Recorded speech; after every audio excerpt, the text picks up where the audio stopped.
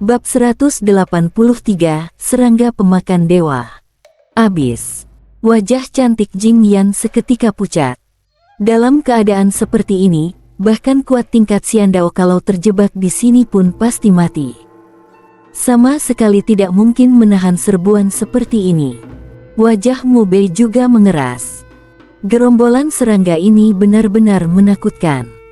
Lalu, ia menoleh ke arah kabut abu-abu tak jauh di depan. Ia mengulurkan tangan, menarik Jing Yan ke dalam pelukannya dan menekannya erat di dada. "Nona Jing, sementara maafkan aku." Memeluk Jing Yan, ia melompat tinggi, menghindari serangga beracun di sekitar, langsung menerobos masuk ke dalam kabut abu-abu itu. Seekor serangga raksasa yang kekuatannya setara kuat tingkat Xiandao ikut menerjang, menabrak kabut abu-abu. Seketika terdengar jeritan nyaring yang menyayat telinga. Tak lama kemudian, tubuh serangga itu langsung hancur lebur. Mati. Jing Yan ketakutan sampai tubuhnya bergetar. Namun segera setelah itu, pipinya memerah. Saat ini, pinggangnya sedang dipeluk Mu Bei. Tubuhnya menempel erat di tubuh Mu Bei. Kamu mau apa? Cepat lepaskan." Ia berontak. Mu Bei buru-buru memeluknya lebih erat. "Jangan gerak. Di luar sana adalah gelombang serangga penghancur. Hanya di dalam sini Fang aman. Sedangkan Ling Yan tidak punya pedang asal untuk melindungi tubuh. Ia tidak akan sanggup menahan kabut abu-abu ini. Hanya dengan menempel rapat padanya, ia bisa ikut mendapat perlindungan pedang asal." Baru sekarang Jing Yan sadar, Mu Bei ternyata membawa dirinya menerobos masuk ke kawasan kabut abu-abu mengerikan itu. Dan mereka berdua tidak apa-apa. Sesaat kemudian, ia langsung paham maksud Mu Bei. Mengerti kenapa ia dipeluk seperti ini. Kamu bisa menahan kabut abu-abu ini." Ia tak bisa menahan diri menampakkan ekspresi kaget. Barusan, seorang kuat di ujung dao jiwa hanya menyentuh kabut abu-abu itu sedikit saja, langsung mati di tempat. Mu Bei mengangguk, kurang lebih begitu. Ia tidak menjelaskan terlalu banyak, dan Jing Yan pun tidak terus mengejar. Untuk sesaat, keduanya saling berhadapan, tubuh menempel rapat. Suasana jadi agak canggung dan sedikit ambigu. Tiba-tiba, tubuh Jing Yan bergetar. Di perut bawahnya, ada sesuatu yang keras sedang menekan dirinya. Seketika ia melotot ke arah Mu Bei. "Itu. Bagaimanapun juga kamu secantik ini, bentuk tubuhmu juga bagus. Dan aku ini lelaki normal." Ada sedikit reaksi itu sangat wajar. Mu Bei berkata canggung. Pinggang Jing Yan sangat ramping. Dua gundukan lembut di dadanya menekan erat dada Mu Bei. Aroma tubuh samar-samar menguar di sekitar hidungnya. Wajah cantiknya ditambah rona merah malu di pipi membuatnya tampak makin menggoda. Bagaimana mungkin ia tidak bereaksi? Kalau tidak bereaksi, justru itu yang gawat. Pipi Jing Yan makin memerah, malu bercampur marah. Seumur hidup, selain keluarga, bahkan tangan laki-laki saja belum pernah menyentuhnya. Sekarang malah dipeluk Mu Bei seperti ini, dan didesak oleh benda jahat milik Mu Bei itu. Menyebalkan sekali. Tapi, saat ini ia hanya bisa menahan diri. Bagaimanapun, ia sangat jelas, Mu Bei melakukan ini demi menyelamatkannya. Kenapa bisa ada begitu banyak serangga beracun? Sial. Ia menginjak kakinya kesal, lalu kembali melotot ke Mu Bei. "Kendalikan sedikit, itu makin keras." Begitu kata-kata itu keluar, ia baru sadar kalimatnya terdengar aneh. Wajah cantiknya pun memerah beberapa tingkat lagi. Mu Bei buru-buru berkata, Maaf, tadi soalnya cara kamu menghentak kaki agak lucu, kelihatan agak menggoda. Bukan, maksudku aku terpicu sama gerakanmu." "Ah tidak, maksudku, kamu tadi." "Diam." Jing Yan sampai naik pitam. Mu Bei langsung menutup mulut. Malunya bukan main. Namun, saat ini ia tidak bisa melepaskan Jing Yan. Di tempat ini terlalu berbahaya bagi Jing Yan. Kalau sampai terjadi sesuatu, ia akan menyesal seumur hidup. Ah! Di luar, jeritan kesakitan bersahut-sahutan, bercampur ketakutan dan keputusasaan. Serangga heracun menyebar menutupi langit kuat tingkat Xiandao datang pun bakal bergidik. Para kultivator yang datang ke tempat ini tidak ada satupun yang mampu bertahan. Dalam sekejap, semuanya mati. Mayat-mayat bergeletakan, tak satu pun yang utuh. Pemandangannya mengerikan. Beberapa serangga beracun masih melahap daging dan darah di sisa-sisa tubuh itu. Pada saat yang sama, ada juga serangga yang menoleh ke arah Mu Bei dan Jing Yan di dalam kabut abu-abu. Wajah mereka sangat bengis. Namun, kabut abu-abu menghalang di depan. Mereka tidak berani melangkah masuk. Di dalam kabut abu-abu, sekelompok cahaya sebesar kepalan tangan melayang di udara, memancarkan kilau samar-samar kelam. Itulah sumber dao dari Jalan Agung Tayayu. Saat ini, Mu Bei tidak berani sembarangan mengambil sumber dao itu. Begitu sumber dao diambil, kabut abu-abu di sekeliling akan lenyap. Sementara di luar sana ada gerombolan serangga beracun yang menutupi langit. Tanpa lapisan penghalang kabut abu-abu ini, ia dan Jing Yan akan disapu habis oleh gelombang serangga dalam sekejap. Sampai satu hari berlalu, serangga-serangga di luar akhirnya kehilangan kesabaran. Mereka perlahan-lahan bubar dan pergi. Mu Bei menghela napas lega. Baru kemudian, masih memeluk Jing Yan, ia mendekati sumber dao dan menyimpannya. Tak lama, kabut abu-abu cepat-cepat lenyap. Jing Yan buru-buru meronta keluar dari pelukan Mu Bei. Wajah cantiknya merah seperti tersiram tinta merah. Mu Bei tertawa kaku, kita pergi dulu. Gerombolan serangga bisa kapan saja kembali menerjang. Mereka tidak boleh berlama-lama di sini. Sekejap saja, ia dan Jing Yan sudah pergi jauh. Dalam perjalanan, ia selesai memurnikan kekuatan sumber yang dikembalikan pedang asal. Kekuatan menyeluruhnya kembali naik satu tingkat. Barusan itu seharusnya sumber dao, kan? Kamu bisa dengan mudah mengambilnya begitu saja. Saat ini, Jing Yan bertanya. Ia pernah membaca dalam kitab kuno. Sumber dao adalah inti dari sebuah jalan agung, yang sangat sulit didekati orang biasa. Bahkan kuat tingkat Xiandao pun belum tentu sanggup. Tapi tadi Mu Bei mengambil sumber dao itu, rasanya seperti memungut sebongkah batu. Terlalu mudah. Ia benar-benar sulit untuk tidak terkejut. Mungkin karena peruntunganku bagus, jadi sumber dao juga suka padaku. Mu Bei menjawab sekenanya. Jing Yan benar-benar tebal muka. Ia menggerutu pelan. Mu Bei tertawa lepas, lalu mereka berdua terus melangkah ke depan. Pada saat itu, Mu Bei tiba-tiba berhenti. Pandangannya jatuh pada sebuah pohon hitam di depan. Di batang pohon hitam itu, ada seekor serangga kecil. Kira-kira sebesar kuku jari kelingking. Warnanya abu-abu gelap, dan di permukaan tubuhnya ada garis-garis aneh seperti ukiran. Serangga pemakan dewa. Pupil mata Jing Yan menyusut. Mu Bei mengangguk, benar, itu benda itu. Serangga pemakan dewa adalah jenis serangga buas kuno. Gemar melahap kekuatan Zenyuan dan kekuatan ilahi. Karena itu dinamai serangga pemakan dewa. Kalau tidak hati-hati, dan serangga buas ini menyentuh Zenyuan yang kita lepaskan keluar, ia akan langsung mengikuti aliran Zenyuan itu menyusup masuk ke dalam tubuh. Lalu melahap habis semua Zenyuan dan kekuatan ilahi di dalam tubuh. Bahkan kuat tingkat Xiandao pun sangat sulit mengatasinya. Yang paling mengerikan, Zenyuan dan kekuatan ilahi yang dilahap serangga ini tidak akan bisa pulih lagi. Begitu ia masuk ke tubuh, seseorang hanya punya dua pilihan, jadi cacat atau mati. Tempat ini ternyata punya makhluk buas seperti ini juga. Jing Yan terkejut. Namun di mata Mu Bei justru melintas sedikit kilat tajam.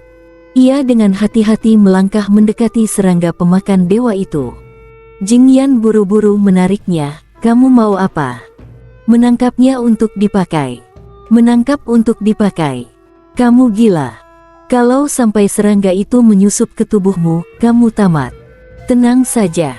Aku tahu batasnya. Mu Bei melangkah maju.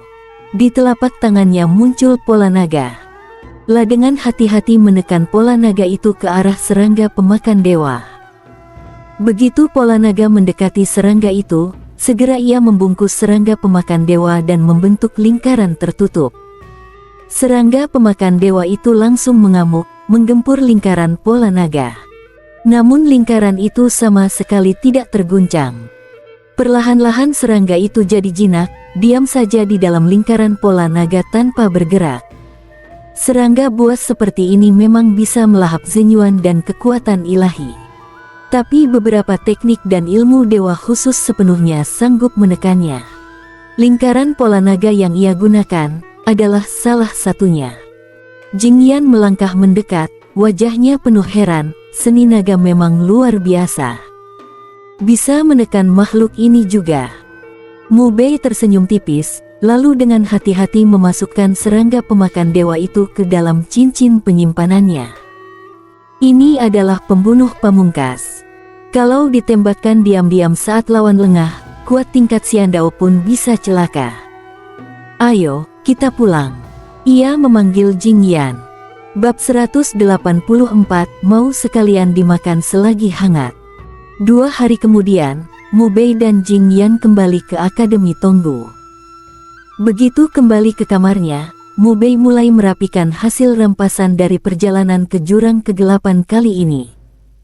Total ada 2 keping token Lingyun, 2 pedang Suan, beberapa batu roh peringkat 6 kualitas rendah, dan beberapa senjata Suan lainnya.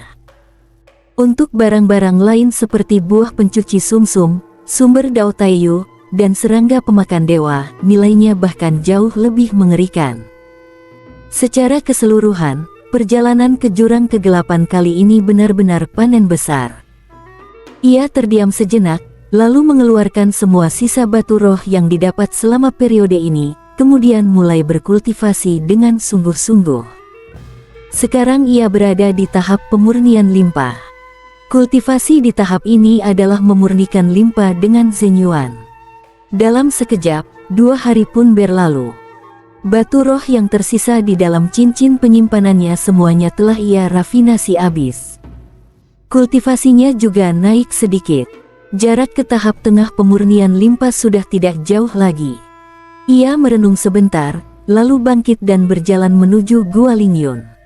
2 token Lingyun yang ia dapat sebelumnya belum sempat dipakai. Ditambah 2 keping yang diperoleh dari 2 pengikut JJA di jurang kegelapan kemarin, sekarang totalnya ada 4. Ia menyerahkan ke-4 token Lingyun itu kepada petugas Gua Lingyun, lalu masuk ke sebuah ruang kultivasi. Di dalam, ia menggunakan kitab pengubur naga untuk mengukir pola naga dan mengumpulkan aura guna berkultivasi. La mencurahkan seluruh hati untuk berkultivasi. Waktu berlalu. 4 hari pun lewat. 4 hari kultivasi, ditambah cairan roh hasil rafinasi dari tungku harta Qian Kun, membuat kultivasinya terdongkrak hingga tahap tengah pemurnian limpa. Kekuatan totalnya meningkat dengan sangat jelas. Ia mengangguk pelan dalam hati, lalu bangkit dan berjalan keluar. Baru melangkah tak jauh dari Gua Lingyun, 2 pria menghadangnya. Satu berbaju kuning, satu lagi berbaju coklat. Pria berbaju kuning berkata dingin, Tuan Muda JJA memberi perintah. Serahkan buah pencuci sumsum. Lalu merangkak ke sana, bersujud dan terima mati. Berita bahwa Mu Bei membunuh 2 pengikut JJA di jurang kegelapan sudah sampai ke telinga JJA. Pria berbaju coklat itu berkata dingin, tak perlu banyak omong. Langsung lumpuhkan saja dia, seret ke hadapan Tuan Muda Jie. Begitu kata-katanya jatuh, ia langsung bergerak, menerkam ke arah Mu Bei. Mu Bei menyambut dengan satu pukulan. Tinju dan cakar bertubrukan. Bang! Suara teredam terdengar. Pria berbaju coklat itu terpental mundur 5 langkah. Sekejan sorot mata Fa jadi dingin. Masih berani melawan. Mu Bei mendengus geli, kamu mau melumpuhkan aku, tapi aku nggak boleh melawan. Aku harus berdiri diam biar kamu bebas melumpuhkan aku. Waktu ibumu melahirkan, apa dia kebalik? Anaknya yang dibuang, ari-arinya yang dibesarkan. Wajah pria berbaju coklat itu berubah bengis. Ia murka dan malu. Sampah. Boom. Kekuatan ilahinya bergemuruh. Jauh lebih kuat dari 2 orang dari aliran pedang utara tempo hari. Namun, baru saja ia menampakkan kekuatan ilahi, 150 pedang suan sudah melayang keluar di depan Mu Bei. Dalam sekejap, semuanya menebas dengan kecepatan tinggi. Wajah pria berbaju coklat itu langsung berubah. Ia mengangkat telapak tangan dan menamparkan ke depan. Sret. Bekas telapak tangan itu sobek seketika. Lebih dari 100 pedang suan menekan ke bawah tanpa ampun. Pria berbaju coklat itu mengeluarkan pekikan marah. La memaksa membangkitkan sebuah perisai kekuatan ilahi. Di saat yang sama, pria berbaju kuning di sampingnya juga bergerak. Ia memanggil keluar sebuah pedang suan, lalu dengan ganas menebas satu pedang. Segera, gelombang kekuatan yang sangat kuat menyapu ke segala arah. Detik berikutnya, lebih dari 100 pedang suan sudah menebas turun. Dang, dang, dang. Suara dentingan logam Fang Enfaring terdengar, beberapa pedang suan terpental oleh tebasan pria berbaju kuning. Sisanya tertahan oleh perisai pria berbaju coklat. Pada saat yang sama, Mu Bei sudah berputar mengitari mereka dengan kecepatan tinggi. Ia langsung muncul di belakang pria berbaju coklat. Satu pukulan keras menghantam perisai itu hingga remuk. Lalu ia menendang dengan ganas ke betis kiri pria berbaju coklat. Krek. Dalam sekejap, kaki kiri pria itu langsung terpuntir. Pecahan tulang menembus daging dan keluar menampakkan diri. Ah! Pria berbaju coklat itu menjerit kesakitan. Ia berbalik dan mengayunkan satu pukulan ke arah Mu Bei. Namun di tangan Mu Bei sudah muncul sebuah pedang suan. Ia menebas. 2. Sret. Dalam sekejap, kepalan pria berbaju coklat itu terbelah. Jeritannya kembali terdengar. Di sisi lain, pria berbaju kuning menerjang sambil menebas dengan pedangnya. Kong. 150 pedang suan bergetar serempak menahan serangannya. Mu Bei kembali mengangkat tangan. Satu tebasan lagi diarahkan kepada pria berbaju coklat. Pria berbaju coklat itu mundur terseok-seok, nyaris menghindari serangan fatal itu. Namun lehernya tetap tersayat, meninggalkan sebuah luka tebasan darah langsung memancar. Ia menutup lehernya erat-erat dengan satu tangan. Suaranya bergetar, "Aku. Ini Ji." Mu Bei langsung memotongnya, "Sekalipun kamu itu seonggok tai, hari ini tetap harus dipenggal." Ia menebas sepenuh tenaga. Ki pedang emas meraung maju. Sret. Kepala pria berbaju coklat itu terbelah setengah. Darah bercampur otak muncrat kemana-mana. Lari. Pria berbaju kuning itu tercekat ketakutan. Ia langsung berbalik. Mu Bei mengangkat tangan dan menunjuk. 150 pedang suan menembak naik. Dalam sekejap, semuanya membentuk sebuah formasi pedang. Meski hanya formasi pedang dasar, kekuatannya tetap melonjak 2 kali lipat. Wajah pria berbaju kuning itu berubah pucat. Ia mengeluarkan pekikan garang. Kekuatan ilahinya dipacu sampai batas. Pedang suan di tangannya berputar 360 derajat dan menebas ke segala arah. Lebih dari 100 pedang suan menekan ke bawah. Dengan satu dentingan keras, pedang di tangannya terpental. Namun ratusan pedang suan itu juga ikut terpukul buyar. Pada saat itu pula, Mu Bei meledak dengan kecepatan penuh. Dalam sekejap ia sudah muncul di depannya. Ia meraih 2 pedang suan, lalu menebas silang dengan ganas. Tebasan langit ganda. Pria berbaju kuning itu panik bukan main. Ia buru-buru memanggil keluar perisai kekuatan ilahi. Namun terlambat. Perisai itu baru saja membentuk kerangka, pedang Mu Bei sudah tiba. Sret. Dalam sekejap, model perisai itu tersobek. Dua pedang menebas tepat di dada pria berbaju kuning. Darah memancar. Di dada pria itu muncul dua luka tebasan yang sangat dalam dan panjang. Semua tulang rusuknya terpotong. Bahkan paru-parunya ikut terluka. Ah!